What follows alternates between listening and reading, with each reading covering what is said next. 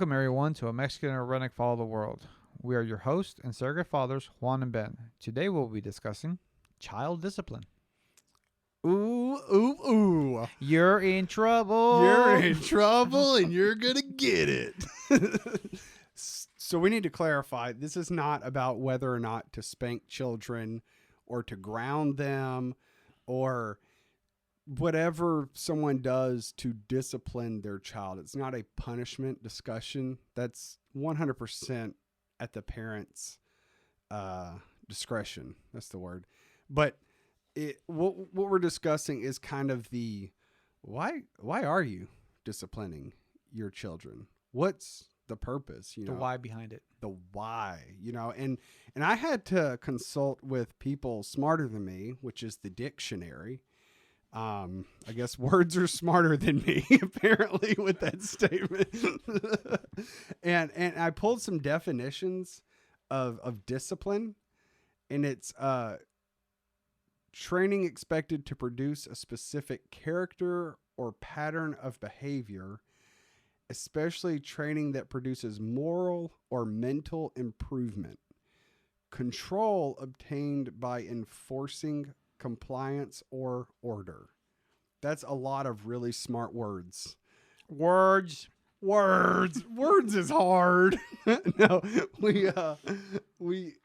but it's, there's a thing with disciplining children where a lot of people are like, well, the child did something I told him not to do. I'm going to spank him or put him in timeout, or I'm going to discipline the I'm child. going to discipline this child. It's like, okay, good. Do you know what you're actually saying there? Do you have a why? Is it, there's a lot of mindsets to that, so my dad would always say, and my parents, man, they're really, discipline was not this like thing that was just handed out freely. It was pretty well thought out. So my dad, he said, I'll never spank out of anger. You never spank a child when you're angry at them. If you're angry at the child and you go to spank them, this is for our spanking community, you need to walk away. Yeah. You need to cool off. They'll still know they're in trouble when you come back. And then you can spank them if you feel that is the need of punishment. Any kind of punishment, and honestly, any kind of punishment, whatever kind of punishment you decide to do with your children, it should never be done in a state of anger. Correct. Which is really hard to do. Yeah, because you want to get back at them for getting at you. It's really hard to do. That in itself requires discipline on the adults. Yes. And so child discipline also means adult discipline. Yes. If nothing else, please walk away with that. Yes. And my mom, she had this great way of punishing us according to the thing we did. There's a little bit of a psychological, like, messing with your mind thing. So my sister developed this habit. I say habit, it didn't last long. She would do this thing where she'd get mad at my mom for something. And I mean, she might've been 12, I guess, or something. And she would walk off and slam the door and just slam the door and go in her room and be mad and hide from everybody. And she did that a couple of times, 2, maybe 3. My mom just looked at her and she's like, look, I've been patient with you, but you keep slamming this door and I don't like that. You should not take your anger out on my house just because you're mad. Mm-hmm. She said, when the next time you slam that door out of anger, I'm going to take it away from you and you won't have a door for your bedroom and all your business is out there for the world. And you're just going to have to deal with that. And she, whatever. And just, kind of brushed it off. Mom's not going to do that. Oh, lo and behold, they got into another little tiff within the next couple of days, because teenage girls can be difficult. And she went to her room and smarted off and slammed the door and locked it. And my mom just said, all right, unlock your door. She's like, what? She said, unlock your door. And she just unlocked the door. And she's like, what? My mom opened the door and the hinges came off. And she took the entire door with her. And there's just a big gaping hole where the door used to be. And she carried it to the garage and set it in the garage. And then she came back to my sister and said, you do not have a door. You are grounded from your door. And she's like, this isn't fair, blah, blah, blah, and started screaming, doing her thing where she was yelling and petitioning. And then she literally took her hand and went to make the door slam motion. And then she looked and there was no door there to slam in my mom's face. And she's like, ah! And my mom just walked off victorious. But she knew the discipline that was needed. You know, my mom wasn't mad at my sister. She disliked my sister's behavior, and she needed to reinforce your behavior is the issue, not you. Yeah. And she proved that point with that legendary act. It's a funny story now. Man, that is so good. That is so good. But, you know, man, that's so good. A lot of child discipline, in reality, it's disciplining yourself on how to react. Because we talked about this in the previous podcast as far as like how kids are a mirror of yourself. Oh, yeah. And then, you know, I was like, oh, man, that's so good. If you're able to control your anger in a moment when they are clearly trying to be in control, that is such a powerful thing. And I'm working on it. I don't always succeed.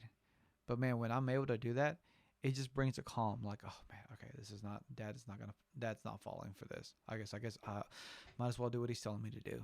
Yeah. You know, and it's amazing. But oh man, that is so good. I had this experience with my daughter, where you know there's some bad behavior, and I've had to discipline her as far as like actually do some kind of punishment for it. But I find myself within during that process that if I just give her a punishment without actually taking the time to go after her and rescue her, like you made a statement right there that I'm not upset at you, I'm upset at the behavior.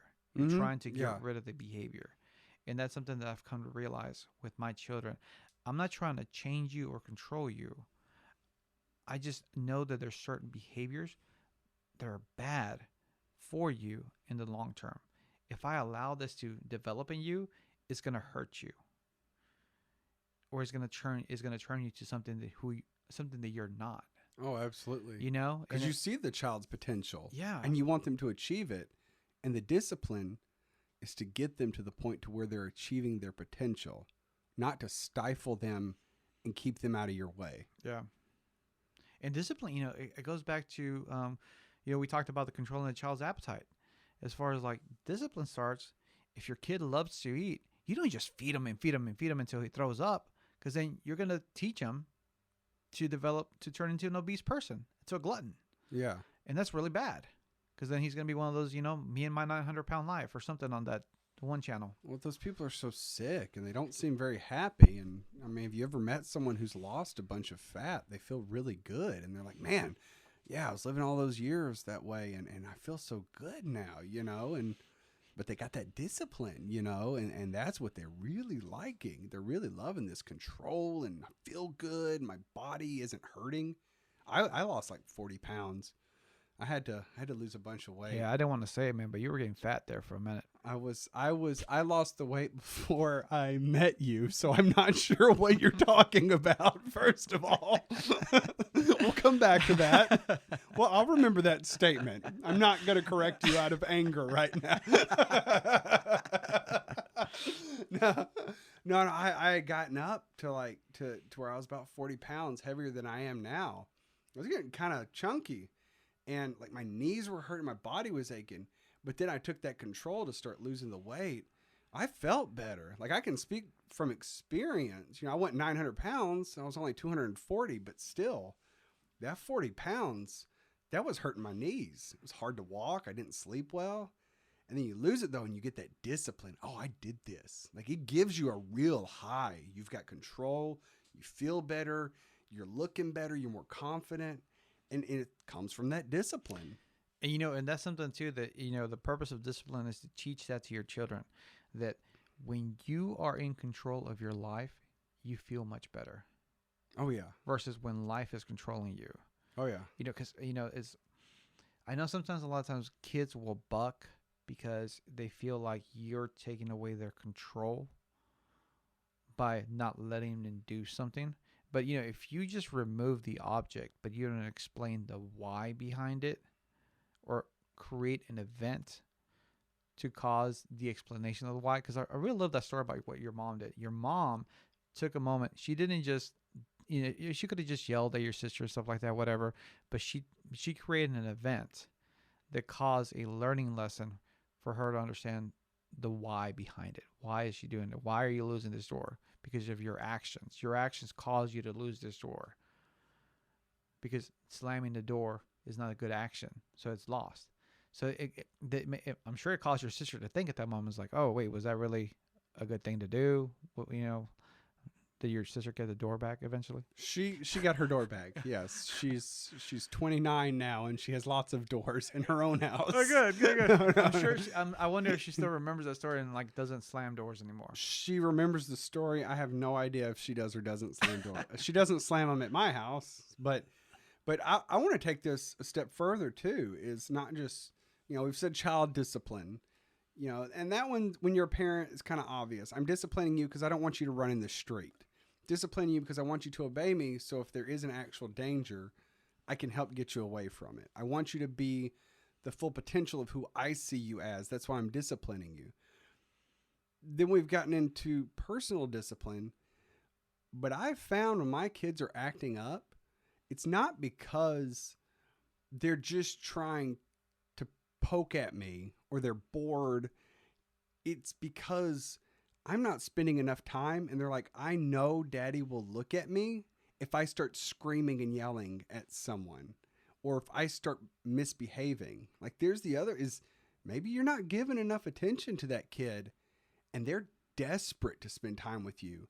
And even if it means being in trouble, they still get some of you for that day. Oh, wow. Because they're so in love with you.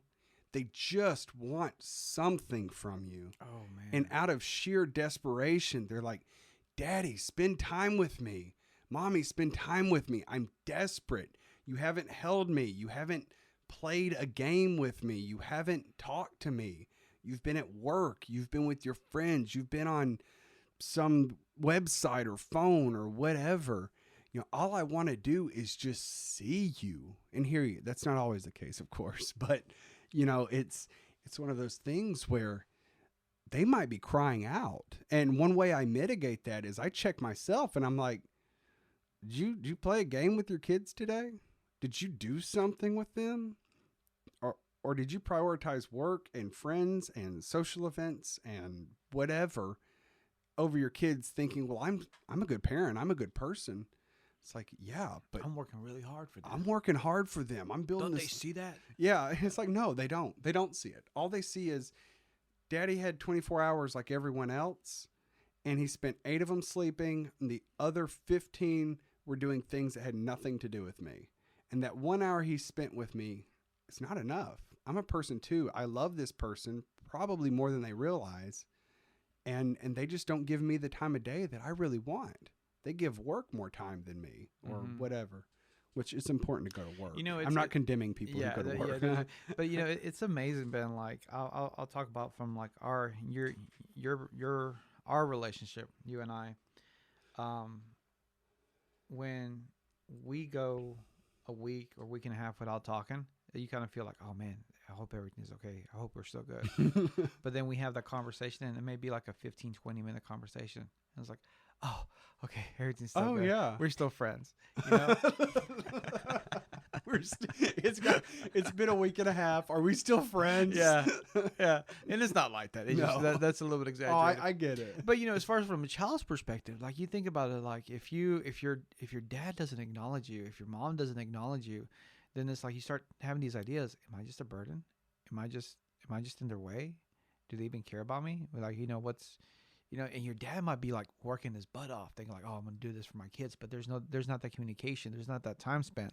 There's not that discipline of developing the relationship. That takes discipline. That's something I found myself is not just providing a good house, a good home, a good, clothes, whatever. There has to be discipline in developing that relationship, taking time, whether it be 5 minutes, 10 minutes, but just intentional time. Because a lot of times it's not necessarily about the quantity, but it's about the quality of time. Was I heard? Did daddy see me? Did daddy, was I? Does he know? Does he know me? Do you still know me? You know, and that's powerful. And I think that's part of the discipline process with the kids. Absolutely. Time spent before the problem is just as important as addressing the problem. Yes.